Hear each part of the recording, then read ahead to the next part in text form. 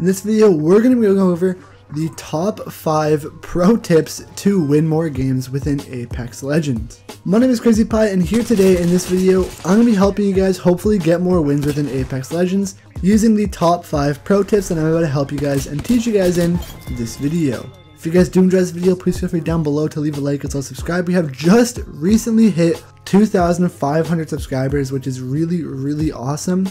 The bunny hopping video has been blowing up and I'm so thankful for that. So if you guys have came from that video, or if you guys are new to this channel, please feel free down below to subscribe to join the Apex army. And I'm going to be starting to stream soon, which is going to be good. So hopefully we'll have some streams out. Maybe even tomorrow we'll have an Apex live stream. Hopefully get like 10 wins or whatever on the stream. It'll be pretty fun, and I hope you guys can learn a lot, and hopefully this video does help you guys out. So without further ado, let's get into how you can get more wins in Apex Legends. So the first tip that I have for you guys here, if you aren't a confident player and if you are new to the game, drop at a remote location. This can be somewhere like Repulsor, Relay, Thunderdome, Water Treatment, even the swamps, but just don't land somewhere like Skulltown, Bunker, or like Cascades or Artillery, stuff like that. Because if you land at places like there, you can expect yourself to get into a couple gunfights, and I land there most of the time because I like getting more kills in a game. But if you aren't as confident with your skills, or if you're not playing with, good teammates or whatever, try and land somewhere location wise at like a remote location, so that hopefully you'll be able to get a little bit more ammo, a little bit more guns, and hopefully a little bit better armor without having to deal with too much people on you. Maybe 1 or 2 kills, but you won't have to deal with half the lobby landing there, because let's be real here, half the lobby lands at Skulltown. I mean, I personally love landing at Skulltown just because it's high action, but if you want to practice, go there. But if you want to get more wins and hopefully survive longer and get more XP, then you're going to want to land at a remote location. If you're not confident, someone who's confident like myself, yeah, I'll go Skulltown every once in a while because it's fun. But like I said, if you want to stay alive longer and hopefully get more loot without having to deal with more enemies, pretty obvious, but just land at a remote location, and that'll start the game off really easily for you, and you'll be able to get a good head start in the game. Now the second tip I have for you guys here, we are going to be working our way up from starting the game all the way up to what you can do to help you guys finish the game. This one is to combine your team skills together. So like I said, if you're not playing with people that you don't know, or like if you're playing with like just some random lobby, obviously you're going to want to try and talk to them in the mic. But if you're playing with like your teammates and like people that you can actually talk to, and like you're in a party with them, or you know the people that you're playing with, use your team skills and use team communication to your advantage. So a good example of this is, say you're using a Gibraltar as well as a Wraith on your team, or maybe a Bangalore and a Wraith. What you can actually do is hopefully bait the enemies using your portal. So maybe place a portal to your exact location, take the portal back, and then what you can end up doing is, once the enemies come through the portal, you can end up using Bangalore's ability, so that once the enemies are near you guys, you can basically stun them and get them from either side. Basically, what this tip is to use your teammates to your advantage. So use your abilities together and combine them together so that you can win more gunfights, because at the end of the day, if you want to win more games,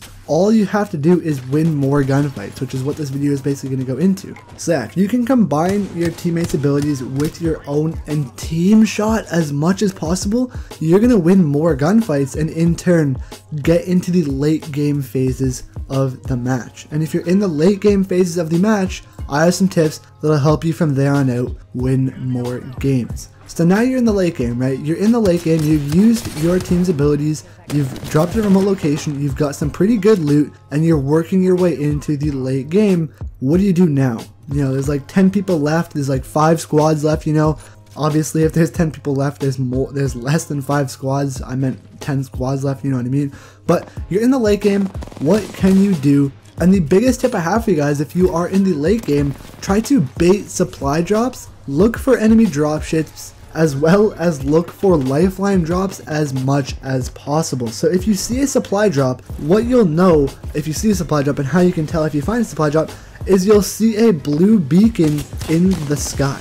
Now, I don't know if you guys know this, but if you do see that blue shine of light, kind of like the mystery box from Call of Duty Zombies, obviously that means there's a supply drop there. You can try and get high ground on that supply drop, so that once you see the blue light disappear, that means that the enemy has looted the supply drop. Not much people know this, but yes, once the blue light does disappear, the supply drop has been opened, and what you can do from there is rain down on the supply drop with nades, because you don't want to be the team going for the supply drop. That's why you want to loot at the very beginning at a remote location, or maybe even a good location if you're not a incompetent player. But you know, hopefully you have good enough loot so that you don't need to go for the supply drop, so that you can hopefully bait the supply drop so that other teammates go for the supply drop and you can get the kills on them that way too. As well as if you see a dropship in the air, you will see a green bing of light in the air once an enemy does call in the beacon. Run over to that location as fast as possible so that hopefully you can easily get a free kill as well as get a free squad down, because it's technically a disadvantage to revive your teammates at the very end of the game. Yeah, it's good that you can have your team back alive, but at the end of the day, it's not that good because you can get baited. You know, if you revive your teammates, the whole lobby is going to know where you are, and there's not much squads left either, so more people are going to go towards you. The next tip that I have for you guys in the late game, it kind of goes hand in hand with combining your team skills. I've seen this time and time again where people don't use this to your advantage. I use this all the time to help me win more games, but it's to use guns that work well together and insta-swap them in gunfights. So I actually made a video on how to insta-swap weapons. Basically how you do it, once you press triangle, Y, or whatever your switch button or switch weapon button is, press the crouch button right after, because it'll insta-swap your weapon or insta-swap your weapon so you don't have to go through the whole swapping animation. It helps so much. And if you use guns that work well together, you can break their shield with one gun and then switch to the next gun to instantly melt them. A very good combo that I like using in the late game to do this. It's a little broken, but it's actually using the Peacekeeper with a precision choke and a purple shotgun bolt to hopefully melt the enemy's shield, so if you hit them in the head, you'll get their shield down. Then once you see the hit marker where the shield is down, switch to the R99 and instantly melt all of their health off of their body. I've seen it time and time again where people aren't using complementary weapons in the very late game, and it usually ends up getting them killed. Like most of the time they'll usually end up like using guns like a G7 or a Wingman, and those two guns, yes, they are really good guns, they don't complement well at all together, because the Wingman, yeah, it's strong, it's a really good gun, but combining the Wingman with like something like a G7 or even an R99 isn't really as good as if you were to use something like the Peacekeeper and like the R301 or like the R99. The Peacekeeper is one of the best guns that you should be using in the late game, because one hit and the enemy shield is pretty much down,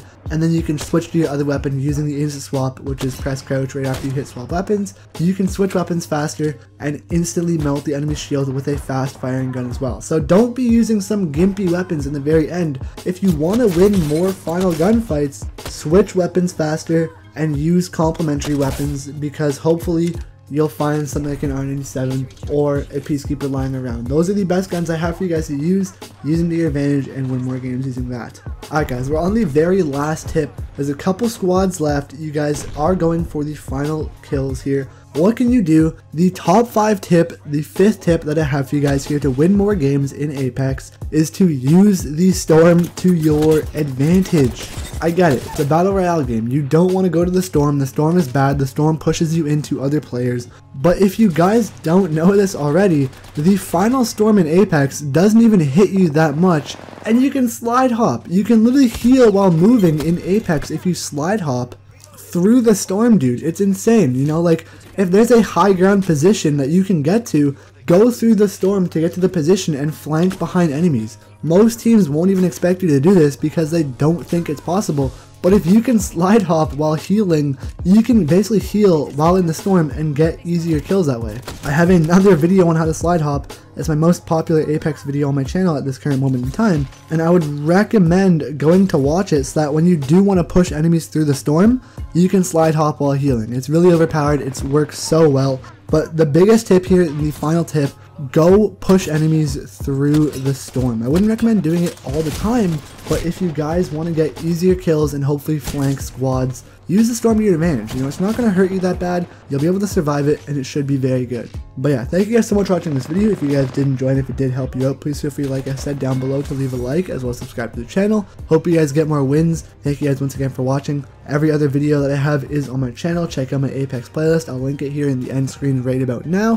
Thank you guys for watching. I'll see you guys later. Have a good one, boys. You are the Apex champions.